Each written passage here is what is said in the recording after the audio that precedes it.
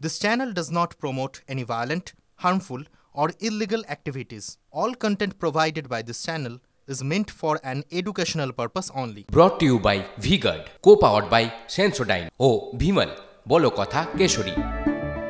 Associate sponsor Ultratech Cement. মুখ্যমন্ত্রী নির্দেশ দিলেন, বিরোধীরা তারা তো সমালোচনা করবেনই। সজল ঘোষের বক্তব্য। মুখ্যমন্ত্রীর যদি ক্ষমতা থাকে, মুখ্যমন্ত্রীর যদি দম থাকে, শুধু বাতেলা না দিয়ে মুখ্যমন্ত্রীর যদি ক্ষমতা থাকে, তাহলে মুখ্যমন্ত্রী এগুলোতে অ্যাকশান নিয়ে দেখান। গরিব মানুষের ওপর বুলডোজার দুদিন ধরে চালালেন, হঠাৎ নিজেকে যোগী ভাবার শখ হয়েছিল। হ্যাঁ, হয়ে গেছে, হাওয়া বেরিয়ে গেছে আজকে বুলডোজারের। মুখ্যমন্ত্রীর কড়া বার্তা পেয়ে দিকে দিকে ফুটপাত বেদখল অভিযান হয়েছে, কিন্তু ব্যতিক্রম রায়গঞ্জ। এখনো সেখানে হাত গুটিয়ে প্রশাসন। বিরোধীরা সুর চড়াচ্ছে, কেন অ্যাকশন নেই? সামনেই উপনির্বাচন, কেঁচো খুঁড়তে গিয়ে কেউটে বেরিয়ে আসার ভয়েই কি সাবধানী পদক্ষেপ?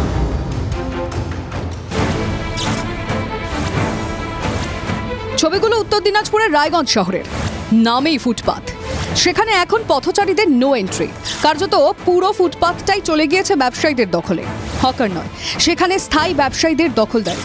দোসর অবৈধ বাইক পার্কিং।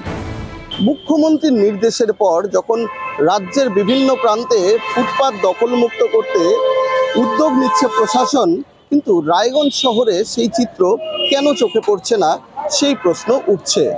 কারণ হিসেবে ঘুরে ফিরে আসছে সেই রাজনীতি। লোকসভা ভোটে রায়গঞ্জে ঘাসফুল ফোটেনি, এর মধ্যে আবার বেজেছে ভোটের দামামা। 10ই জুলাই রায়গঞ্জে উপনির্বাচন, ঘুরে দাঁড়াতে মরিয়া শাসক শিবির। তাই কি ভোটের আগে ফুটপাত দখলমুক্ত করার অভিযানে সাবধানী তৃণমূল পরিচালিত পুরসভা? এখন কেঁচো খুঁড়তে গেলেই কেউটো বেরোবে। রায়গঞ্জ পৌরসভাতেও ফুটপাত জবরদখল মুক্ত অভিযান শুরু হবে, কারণ মাথার ওপরে আর বিধানসভার উপনির্বাচন। যারা দখলমুক্ত করতে যাবে তারাই তো সেই সমস্ত ব্যবসায়ীদের কাছ থেকে তোলা তুলে রেখেছে। তাদের কাছ থেকে বিভিন্ন সময় বিভিন্নভাবে চাঁদা নিচ্ছে, টাকা নিচ্ছে, তো তাদের তো বলার মুখ নেই।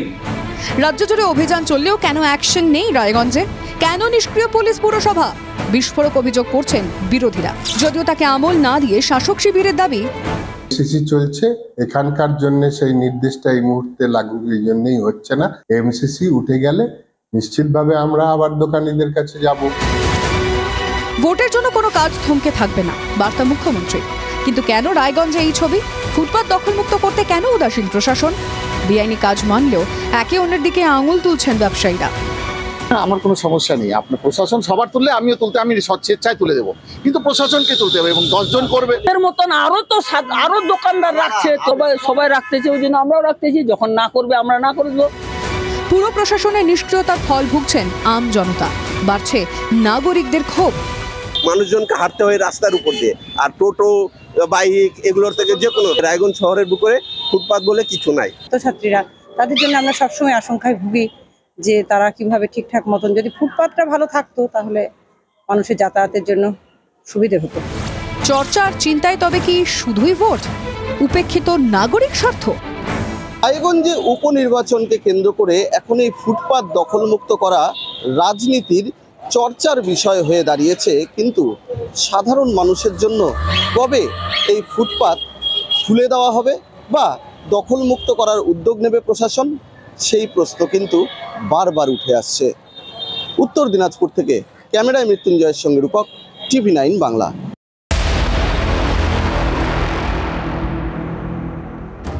রায়গঞ্জের ছবি দেখলেন, এবার শিলিগুড়ির একটা খবর দেখাবো, যে খবর দেখে আপনার মনেও অনেক প্রশ্ন উঠবে। গতকাল রাতেই জমি দখলের অভিযোগে গ্রেফতার হয়েছেন শিলিগুড়ির এক তৃণমূল নেতা।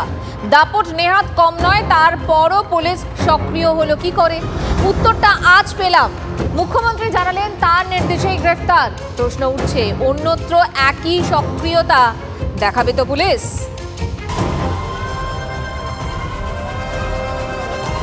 মনে পড়ে লোকসভা ভোটের মধ্যে শিলিগুড়ির রামকৃষ্ণ মিশনের আশ্রমে হামলা হয়েছিল।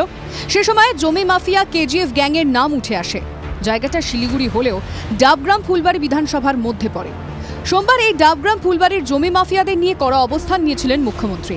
ডাবগ্রাম ফুলবাড়ি তার মানে উদাহরণ, এবং আই এম সরি, ওখানে একটা ল্যান্ড মাফিয়া গ্রুপ তৈরি হয়েছে।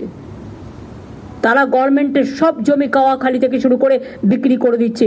এটা নিয়ে আমি অলরেডি তদন্তের নির্দেশ দিয়েছি। মুখ্যমন্ত্রী সরকারি জমি বেদখল হয়ে যাওয়া নিয়ে উদ্বেগ প্রকাশ করেছিলেন, কিন্তু দেখা গেল সাধারণ বাসিন্দাদের জমিতেও নজর পড়েছে ল্যান্ড শার্ক মানে জমি হাঙরদের। জুলাপি রায় নামে এক মহিলার অভিযোগের ভিত্তিতে গ্রেফতার তৃণমূল নেতা দেবাশিস প্রামাণিক, গ্রেফতার বিমল রায় ও মোহাম্মদ কালাম নামে আরও 2। মুখ্যমন্ত্রীর নির্দেশে বুধবারই দেবাশিসকে গ্রেফতার করে পুলিশ। যে নেতার এলাকায় চলবে, ডাবগ্রামে দেখেছেন আমি জেলা প্রেসিডেন্টকে অ্যারেস্ট করিয়ে দিয়েছি। তার কারণ গভর্নমেন্টের জমি নিয়ে 2 লক্ষ 3 লক্ষ টাকায় বিক্রি করে দিলাম, ওই জমিগুলো কিন্তু মিউটেশন রেজিস্ট্রেশন পাবে না।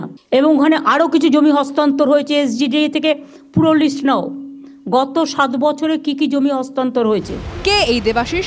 ডাবগ্রাম ফুলবাড়ির ব্লক তৃণমূল সভাপতি, পেশায় ঠিকাদার, দলীয় প্রভাব খাটানোর অভিযোগ।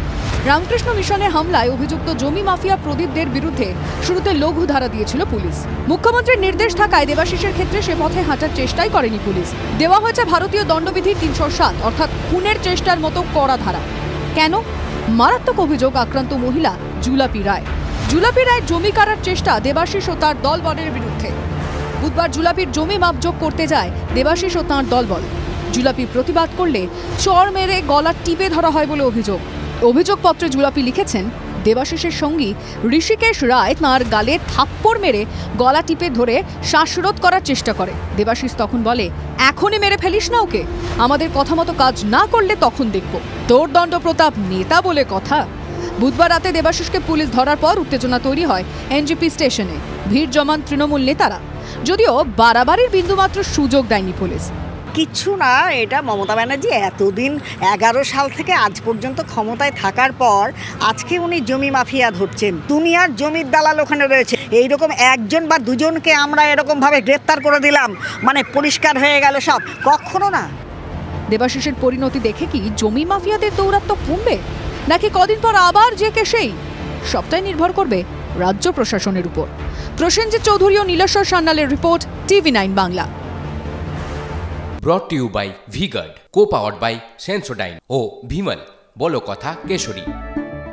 Associate sponsor Ultratech Cement।